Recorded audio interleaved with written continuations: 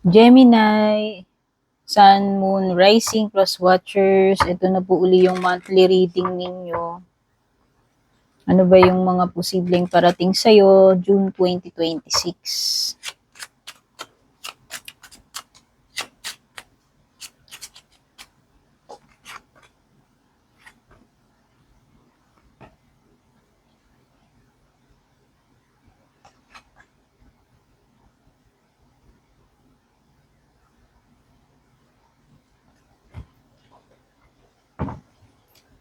Kamusta kilan namin?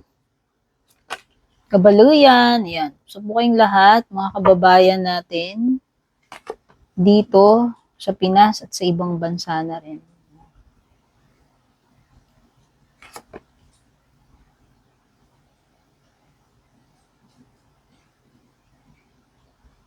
Saan po kayo ngayon? Yan. Ako, dito ako sa Quezon City. Ayan, yung mga oracle cards mo, dear. Oops. Wait lang. Kumukulag po sa mga bara mo, Jamie. Wait lang, wait lang. Wait lang, ilatag muna natin. Excited yung mga bara ni Jamie.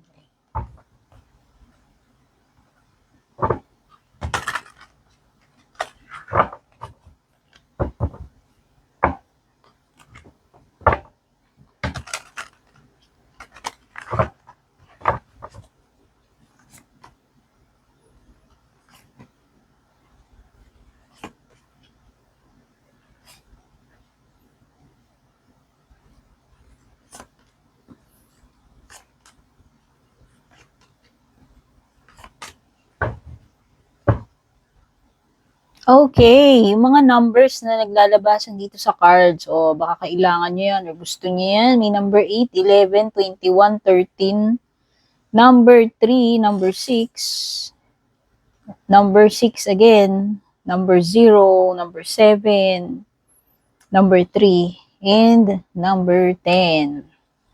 Pagdating naman po sa mga zodiac signs na lumalabas dito sa mga cards mo, merong Cancer, Taurus, Leo,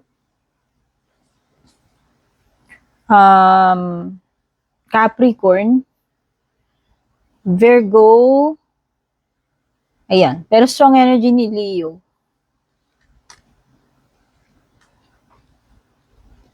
Okay, so may false person ka dyan, ano? Itong si false person, ito yung mga tao na hindi mapagkakatiwalaan. Ito yung tao na pwede kang i-betray. Or ito yung mga tao na nagpapanggap, con artist.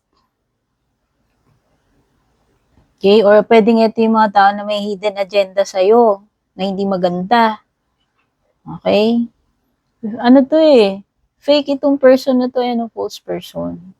So, mag-ingat ka dyan. Baka may ma-encounter kang ganyan ngayong June. Kung sino man to, baka mamaya, lokohin ka, i-take advantage ka, iskamin ka, i-backstab ka nito, alam mo yun. Oh, maparomantic yan or hindi, ha? Wow. Meron kang sudden wealth dito. Ito yung mga biglang pasok ng pera eh, na hindi mo inaasahan eh. No? O, sabihin na natin, pagdating dito sa part na to, pwedeng sinwerte ka. No? Kasi bigla ka may mapapanalunan or may matatanggap na pera, hindi mo inaasahan, or pwede rin naman itong opportunity, hindi na naman siguro ito about money. Bigla kang bebenasin or biglang magkakaroon ng pagkakataon sa'yo. Okay? Family room, ito yung mga mga private matters. I think merong mga bagay dito na parang very sensitive, pwedeng related sa family ninyo, pwedeng ito yung mga bagay na pinag-uusapan lang between family lang, or yung mga pinaka mapagkakatiwalaan lang, mga pinaka-close mo. Ito yung place na wherein kailangan kayo-kayo lang yun nandito. Kumbaga, ito yung kailangan may privacy. Ito yung mga bagay na dinidiscuss behind closed doors sa private room, no? Pwedeng literal na family room ninyo yan, living room. Pwede itong may pagtanggap ng bisita, no? Baka may pupunta sa'yo, dadalaw sa'yo dyan, sadyain ka sa bahay. May pagpapatuloy may pag-a-accept sa living room. Or pwede rin naman itong private room, like private room sa hotel or yung bedroom ninyo. O may mga bagay na related sa ganun or mga matter, situations na ginagawa in private or pinag-uusapan, dinidiscuss in private. Sabihin na natin ito, pwede ito yung mga top secret lang, alam mo yun. Pwedeng intimacy, alam mo yun. So, sa tingin ko, may mga matter, situations na kailangan ng privacy. Alam mo itong wealthy man, pwede literal na ano to, someone na maraming pera, someone na business-minded, CEO, energy, businessman, kung sino man yan. Pero pwede rin kasi itong mga successful na transactions na related sa business or sa pera Basta meron ditong mga successful na pag-uusap, successful na bentahan, etc. transactions, no? Ikaw ito, kung ikaw yan, ibig sabihin magiging successful yung mga transactions na gagawin mo. Pwedeng maganda yung magiging deal, no? Pwedeng makapaldo ka rito. Kasi ayun, ito yung energy ng paldo makakapaldo ka rito. Baka meron kang maibebenta na property, laki ng komisyon mo, laki ng tinubo mo, or alam mo yun, naging successful yung project na ginawa ninyo, kumita kayo ng malaki dyan. Kaya maganda itong card na to kung meron kang mga business transactions na gagawin, especially kung may mga ibebenta or mga deal, no? So, hindi lang naman siya about business. Pwede rin naman si nabubulol ako, na ba yan? Wealthy man na may kinalaman sa mga, sabi ko nga, sa career mo, no? Pwede may mga projects ka na, successful, o baka ikaw yung in charge doon, syempre, di ba? Pwede rin namang yan, yung kumbaga may top performer ka for this month or for this year. Parang recognition or appreciation sa mo. Being a top performer dyan sa trabaho mo. Pwede rin yung raise in pay, no? Since nakikita ko nga, meron kang maganda yung performance mo, no? May pag-angat pagdating sa salary mo. Successful yung mga projects na gagawin mo. Lipat tayo dito. Yan. Meron ding mga problema, issue na masosolve ngayong month ng June para sa'yo. Ayan, no? Problems to be resolved. Kaya kung magka-problema ka man or may mga existing na problem ka man bago pa mag-June, saan mo na mareresolve yan within the month, no? Someone here might be behaving stupidly daw, kung sino man ito. I hope hindi ikaw to, Gemini. Basta meron daw dito person na ma-encounter mo na maaaring ito ay nagbe-behave stupidly.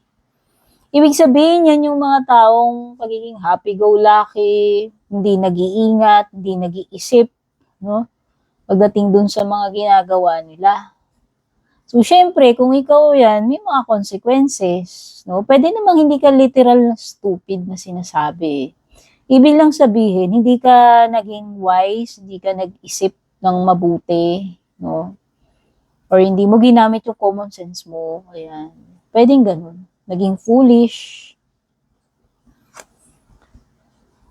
Ano pa? It's time to act daw this June. Hindi ko alam kung ano itong mga kailangan mong kilusan, Gemini.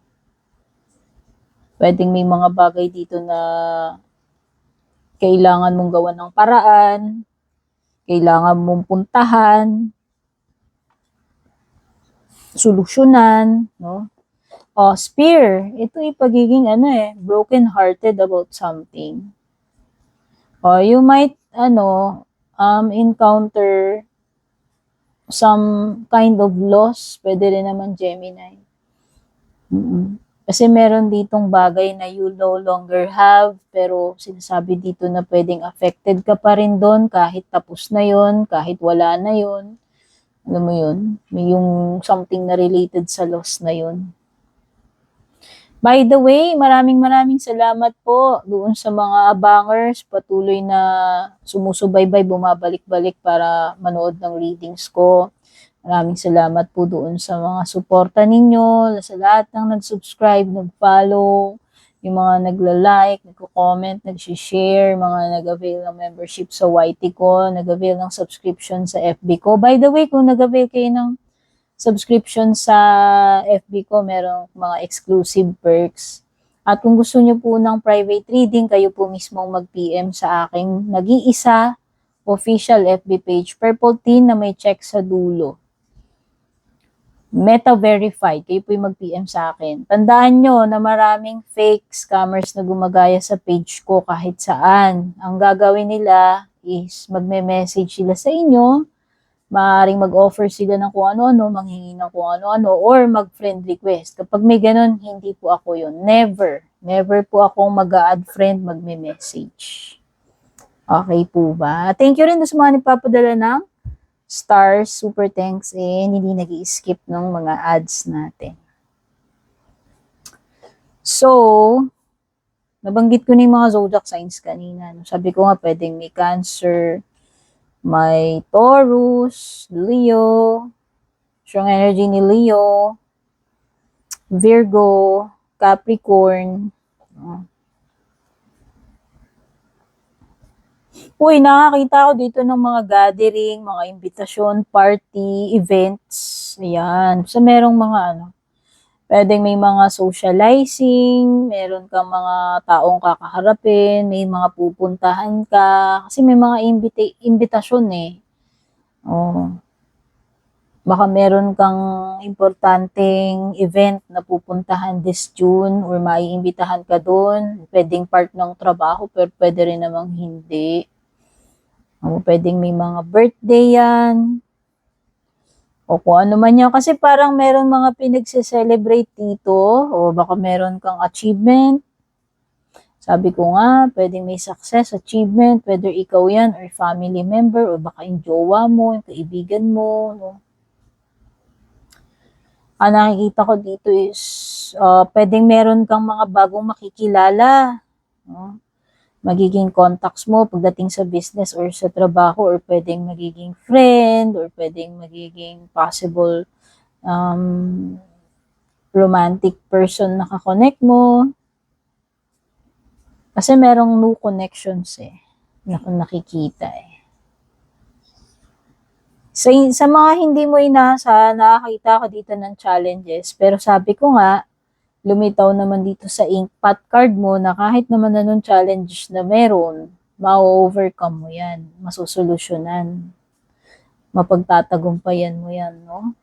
Malalagpasan mo yan. O, di ba victorious ka nga? O, ang ganda.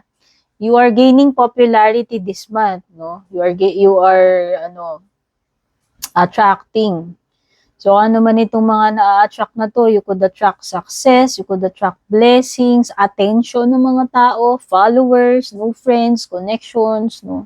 So, nakikita ko, you are attracting Gemini. Hindi mo kailangang alam mo yun, mag-chase. Ikaw ang kusa. Kusang lalapit sa'yo, kusa kang makaka-attract. Okay. Ng mga positive things. Okay?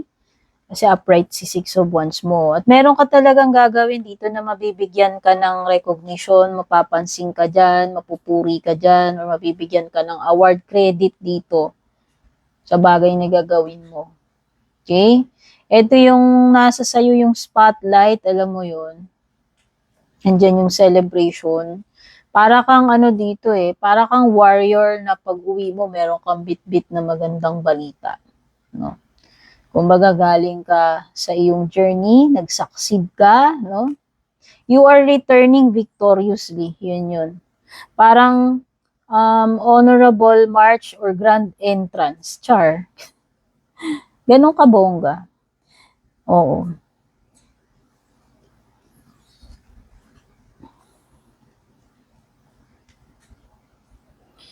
Oo, merong panibagong simula sa inyo kasi full ito eh. Sabi ko nga eh, pwedeng new friendships, o pwedeng new job, new connections, bagong source ng income, kasi meron doon, o di ba? May bago or bagong ka-connect na person, na special someone. Meron ditong pagjo-journeying, pwedeng mga new experiences, new adventure, new possibilities or opportunities ang paparating sa iyo. Okay? Ano nakikita ko? Parang ma-enjoy mo ito eh. This is something na sisimulan mo and magiging enjoyable yung journeying na yan or new venture. It could be a new venture para sa'yo na ma-enjoy mo. Okay? Uy, alam mo, ganda talaga. Pagdating sa mga collaborations, projects, successful. Successful yung mga gagawin mo ngayong June. Kaya ang ganda niyan. Ibig sabihin, may mga magagandang resulta, rewards, no? Okay, ano pa? Kaya lang when it comes to traveling ba kayong iba sa inyo, pwedeng hindi kayo maka-travel pa.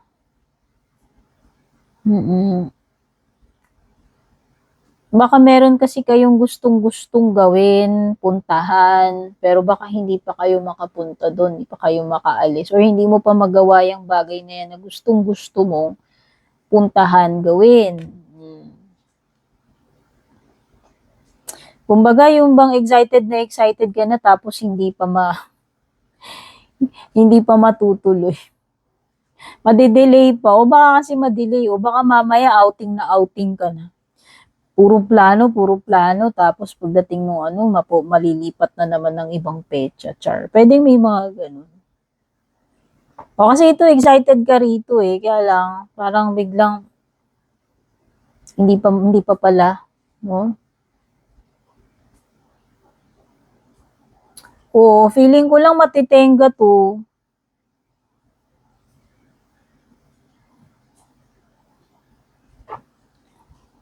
Okay, when it comes to your love life, let's go. Ouch.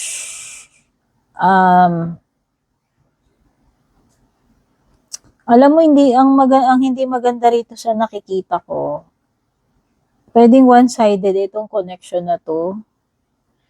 Pwede rin kasing, hindi ko alam kung paano kayo nagkakilala. Pwedeng nagsimula yan sa pinakilala kayo sa isa't isa, pwedeng nagsimula sa magkakilala lang, naging kaibigan, tapos naging magka-connect kayo. O, nakikita ko kasi merong third party energy. Pwedeng meron din siyang ibang ka-connect, meron din siyang ibang kausap, ka-chat, pino-pursue. No, yun nakikita ko eh. Tsaka parang, kung nag-expect ka na mare-reciprocate ka netong person na to, hindi. Baliktad si Six of Pentacles. Baka mamaya ikaw lang yung umaasa, no? Sa inyong dalawa, baka mamaya ikaw lang yung nahuhulog, pero siya hindi naman, no? Baka mamaya ikaw lang yung willing na mag-take ng risk, pero siya hindi. So, meron kasi ako nakikitang hindi patas na hindi equal na energy dito, wherein parang sinasabi na baka kasi mag-expect ka dyan tapos ma-disappoint ka lang kung mag-expect ka. Remember, meron ditong disappointment, heartbreak, no? So, pwedeng iba sa inyo, baka sa love life mo yun. I think this is something na bago lang, ayan, pulo. Pwedeng kakasimula nyo pa lang. Parang lang to eh, try lang, sinubukan lang, alam mo yun, parang hindi, alam mo yun, pwedeng hindi talaga siya ganun kasigurado. Kasi feeling ko lang hindi to magtatagal. Ayan, o, baliktad si Ten of Pentacles. Kasi nga, nakikita ko rito, pwedeng merong ibang kakonect din, yung person na yan. Or hindi ko alam kung sino sa inyo, baka pareho kayong may kakonect na, o siya lang ba yun, or ikaw. Oo, sa tingin ko lang parang hindi consistent yung energy nitong person na to.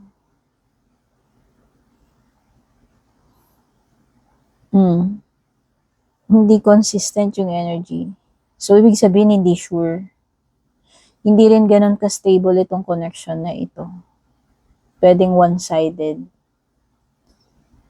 Pwedeng hindi rin kasi ganun ka-emotionally invested itong person na to, baliktad si King of Cups. So, pwedeng mababaw lang, alam mo yun, pwedeng hindi talaga siya love or malalim na feelings pagdating dito sa person na kakonect mo. Okay, thank you so much for watching. Kita-kits sa susunod na reading. Godspeed, babush.